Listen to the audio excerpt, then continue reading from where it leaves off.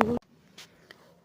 Assalomu alaykum aziz obunachilar. Bugun biz Google Sheets haqida gaplashamiz. Google Sheets'ni Google'ga qidirish orqali topishingiz mumkindir. Google'ga Google Sheets deb yozamiz va qidiruvga beramiz. Natijada quyidagi oyna ochiladi.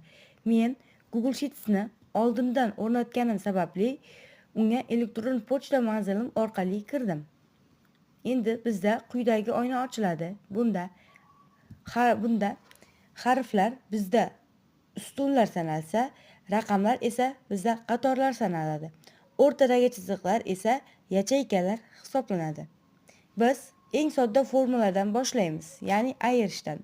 Bunda biz A birinchi katakka 153 sonini, A 2 ga esa 48 sonini yozamiz.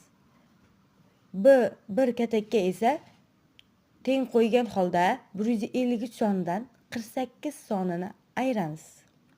Natijada 105 soni hosil bo'ladi. Biz 48 sonini o'zgartirib ko'rganimizda 105 soni o'zgarmasdan qoladi.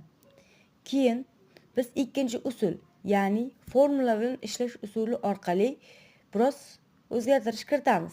Ya'ni bunda teng qo'yamiz. Teng qo'yganimizdan so'ng birinchi qatorni yozamiz, ya'ni A1. Keyin esa undan A ikkinchi qatorni ayiramiz. Natijamiz esa 105 soni hosil bo'ladi. Bu yerda biz formulani qo'yish orqali ishlayapmiz. Qo'yganimizda 105 son hosil bo'ldi. Endi biz 48 sonini o'zgartirib ko'ramiz. 48 sonini biz 47 soniga o'zgartiradigan bo'lsak, natijamiz 106 soniga aylanib qolayapti. Demak, formula orqali ishlasak, istalgan sonni o'zgartirishimizdan qat'iy nazar u o'zgaradi.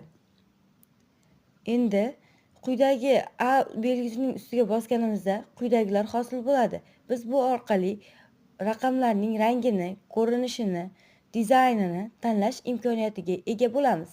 Yonboshdagi FX tugmasini bosish orqali esa biz turli xil formulalarni, ya'ni Google Sheets'ning funksiyalarini ko'rishimiz mumkindir.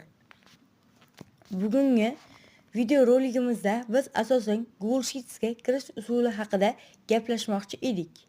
Shu bilan video roligimiz yakunlanadi. Obuna bo'lishni va like bosishni unutmang.